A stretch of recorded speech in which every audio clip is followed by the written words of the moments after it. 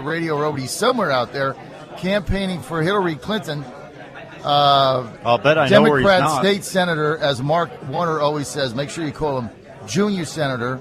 I just said I do that for Warner. So I got to respect keep Mark Warner, right? I got to the keep senior my senator. relationship at the top of the food chain. That's right. Joining us now, Democratic U.S. Senator Tim Kaine, campaigning for Hillary. Senator, good to have you with us. Hey, guys, great to be with you. It does sound like you've been up 5 days straight with that monologue. Plus, we're staying at the Super 8 Motel by the Manchester Airport, which is your dignified flea bag, basically. Don't stay there, Senator. If your staff tries to put you there. That was not the promotion there, right? No, that's great. It's great to be with you guys. And actually, I was in New Hampshire this weekend for Hillary, but I'm back in D.C. because, the Senate work never stops. I mean, we had votes last night. We're going to have votes today on an energy bill. But it was a blast being up there. They sent me to small communities in northeast New Hampshire with beautiful snow everywhere, except on the roads. The roads were fine, and I had a great day stumping all day Saturday. Oh, where did you go? I went to Berlin, which is probably about 60 miles from Quebec, up in the northeast, and then I did an event in Conway, and then I did an event in Rochester. So we started Saturday morning north and worked our way back to the Manchester airport, and then I flew back home and got home to Richmond about midnight Saturday. But it was, these were all events where basically I'm talking to the Clinton volunteers, staffers, et cetera, encouraging them in the last 72 hours to canvass and get out and do all they can. And we really had fun. It was beautiful, and the people are great, and it's, hand-to-hand politics, which is the kind I like best. Yeah, now, Senator, this is Curtis Ellis here. Pleasure to be speaking with you. Now, you should have stopped by Dixville Notch. You should have stopped by Dixville Notch because the votes came in and Hillary didn't get any votes there.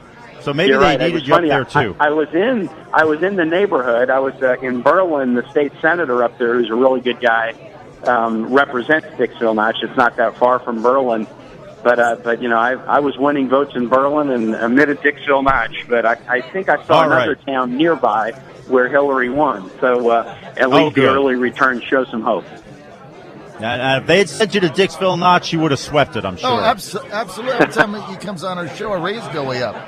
They should have sent him there. Yeah. Now, Senator, we understand that your lovely and talented wife, Ann Holton, is campaigning today in Northern Virginia on phone banks for Hillary, right?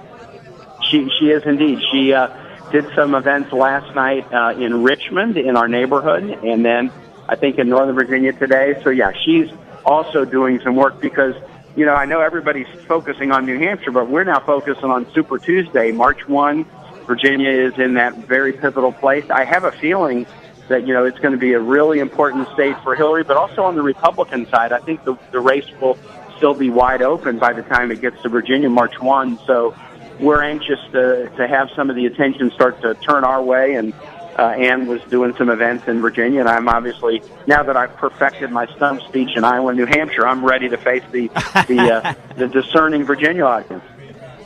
Well, you got to go and do kind of these. It's called the off-Broadway technique. That's right. You open in New Haven. One thing the Senator I have in common is we both married up to Ann's. Oh my gosh! Up to Ann's. So I married way up. I'm still trying to. That was the best sale I ever made. That one there. Yeah, it is. We're. I don't know, John, about you. We're 31 years and counting, and I got some good bipartisan cred when I married the daughter of the first Republican governor of Virginia, who at Linwood is 92 and my political hero in life. And it is, I tell you, Ann and the three kids. That's been by far the best part of my life as an adult, and we have a lot of fun together. Now, Senator, you said that you're back in Washington. Russ never sleeps. The government never sleeps. Washington, just work keeps going on. There's a lot of talk now about this Trans-Pacific Partnership. Donald Trump has made a big deal about it on the stump. And the talk, though, in Washington is that they're not going to bring this up for a vote until after the election. And there seems to be some plotting and scheming and conniving to sneak this thing through in a lame duck session of Congress. After the election, when a lot of members have been rejected by the voters, they're going home, never coming back. Don't you think that whatever you think about the Trans-Pacific Partnership itself, this huge international regulatory deal, whatever you think of the merits of it, can't we agree, don't you think, that it's too important a deal to be done in a lame duck session of Congress when the voters have already rejected a lot of the members who would be asked to vote on it? Yeah, no, I agree with you. I think we ought to do it soon. You know, remember what the president proposed, and I voted for the fast track legislation. And I'm generally inclined pro-trade deals, including the TPP. I want to make sure that there's labor protections and environmental protections and protections of intellectual property. But trade has helped Virginia on balance, and trade's going to happen whether or not we do deals. The question is, can we play a leadership role in writing rules that are fairer, or are we going to be doing trade under a Chinese, like, no rules or lowest common denominator rules? But I agree with you. We ought to bring it up relatively soon. What Congress put into the fast-track legislation is once the negotiation was done, it would be posted publicly for some period of time so that everybody could understand the details and master it before there was the up or down vote. But the notion was, you know, it would be posted for 90 to 120 days, and we're getting to the point where we're going to be past that. And I don't think there's a reason to wait till the lame duck. Now, being in the minority, and especially a junior guy in the minority, I don't control the timing of anything around here. That's something that the Republican leadership in both houses will structure. But I'm with you. Once it's been up and posted so that everybody can understand the details, and when we vote, it's transparent, yeah, let people vote and then be held accountable for their votes. Well, the point is, this is a deal that involves 12 countries, 4 continents. It sets up an international commission that is going to write rules that will be binding on all business within this country as well as between the countries. This is far too important a deal to be snuck through in the dead of night in a lame duck session of Congress. You can support it. I oppose it, but I respect that I respect your opinion. I disagree with you, but if you want to support it, fine. But I believe that it is too important to come up in a lame duck, unaccountable session of Congress. We know that's where you put your garbage out, is in a lame duck. It should be out in the open. It should be out in the open. Critical. A debate, like you say, sooner rather than later. Would you commit to opposing this in a lame duck session? You can you can support it in a regular session. You can support it after the new administration or before June when everybody goes home to campaign. But would you oppose bringing this up in a lame duck session? Well, look, I certainly support your point that we ought to do it sooner than later, especially because, you know, we've had this debate and it's been a very public debate, and then why let it lapse and then have it a second time?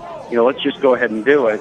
But at the end of the day, when it comes up, I'm going to vote on the merits, and there are still some aspects of the TPP that I'm digging into, including I want there to be strong enforcement provisions. As you guys know, there's a customs enforcement bill that is necessary to include enforcement provisions. That's actually going to be pending before the Senate this week and next. It's a conference report, and it's very important that we tackle that, and we will do that soon. But when the TPP comes up on the merits, I'm going to vote on the merits. I much prefer that it come up before lame duck, and I'm not going to say now if it comes up in the lame duck, I'm going to vote down a trade deal that I think is a good one.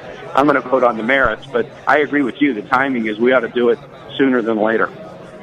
Get it out in the open, have full transparency, and as you know, Senator, I'm going to keep working on you, and hopefully I can convince you to vote against TPP whenever the heck it comes up, because we think it's another one of these egregious, globalist-inspired trade deals that hammer the U.S. American middle-class worker. Now, I want to get to another topic today. In Virginia, the Republican loyalty oath pledge, as you know, went down the other day.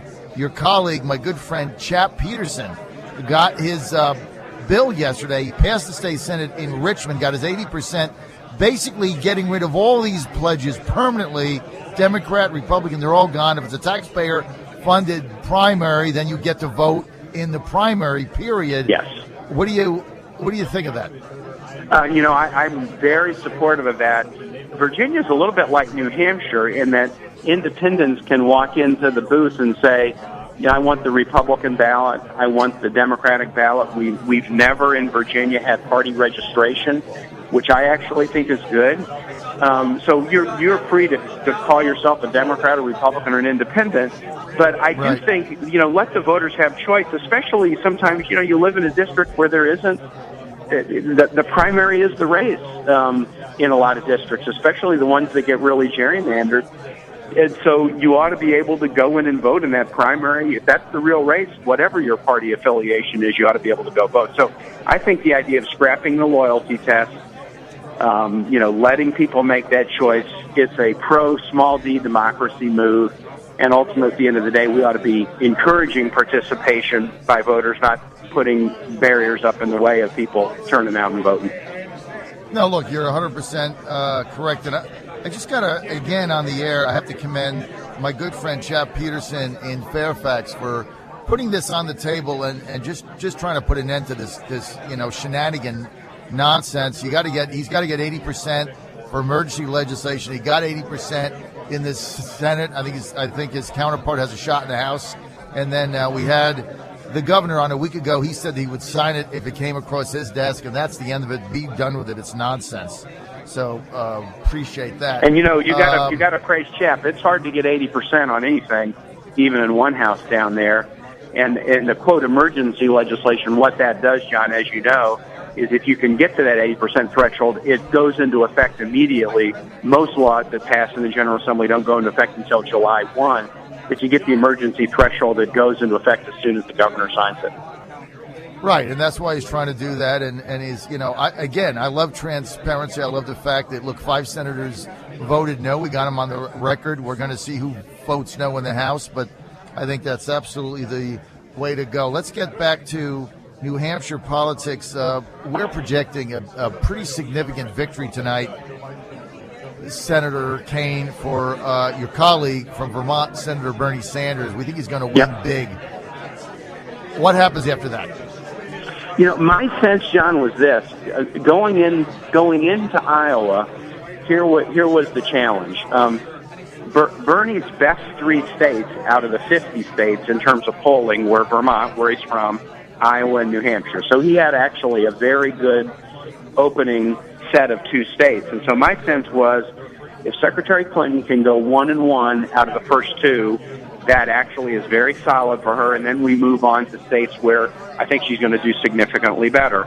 So, yeah, I would agree with you. It would be very uphill for her to win tonight. Now, remember, Barack Obama was looking very, very good 8 years ago in New Hampshire and ended up losing to Hillary Clinton. So there can be surprises. New Hampshire voters are independent, and they'll surprise you.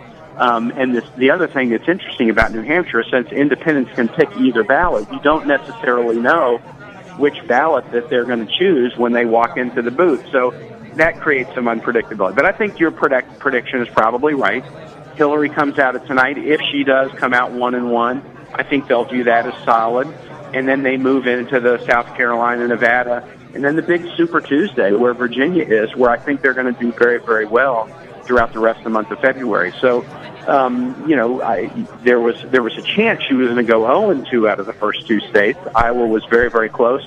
I think they'll take 1-1 and then move on and show strength in these remaining states in February and on March 1. I think you're right. I think she's going to have a big Super Tuesday. I know the Sanders campaign just can't wait till that's over. They're going to try to get to Wisconsin. They think they can win that. Minnesota, they can win that. But, that's a long way to a majority of delegates. So it's a tough scenario to draw where you can see Senator Sanders being the nominee. I'm almost out of time, but the one thing there you got to be concerned about is the lack of enthusiasm for Hillary Clinton amongst younger people in the Democratic Party specifically. I mean, it's just not evident. There was a real interesting front page article in the New York Times about that on Friday. Now, I will say at the events that I did, and 3 events are not a scientific sample, but the events that I did, there were good young people participation at these events. And, my sense is whatever the polling average is today about where Bernie is and where Hillary is, I think Hillary's going to do better than what the polls have suggested. So yeah, we'll get out of this race today, and then kind of see how it looks. But this was never set up, despite what some people thought, as a race where it would be easy for Hillary, John. I mean, I encouraged her to run in April of 2014, but my sense at the time was this would be an extremely difficult race. I didn't know who would be in the primary. I didn't know who would be the general election candidate, but I just felt like it is going to be very, very tough. And it's tough because that's the way politics is these days in the post-Citizens United super PAC era with so much money spent largely on negative ads. But it's also tough because if it had been easy to have a woman president, there would have been a woman president. This is sure. If you're trying to do something that's never been done, you have to assume you're the underdog until you're the winner, right? I don't care what the polls say. You're the underdog until you're the winner. It's going to be a dogfight. We think it's that the fall election is going to be Trump-Clinton. We'll see how that plays out. We're out of time. I want to thank Senator Tim Kaine for being with us. Senator, we're going to keep trying to convince you to vote against TPP and these other slave trade deals. We hated NAFTA. We hate TPP. We're going to keep getting you to change your mind. Thanks for being with us, Senator. Thanks for being with us, guys, Senator. We'll look forward to talking soon. All right.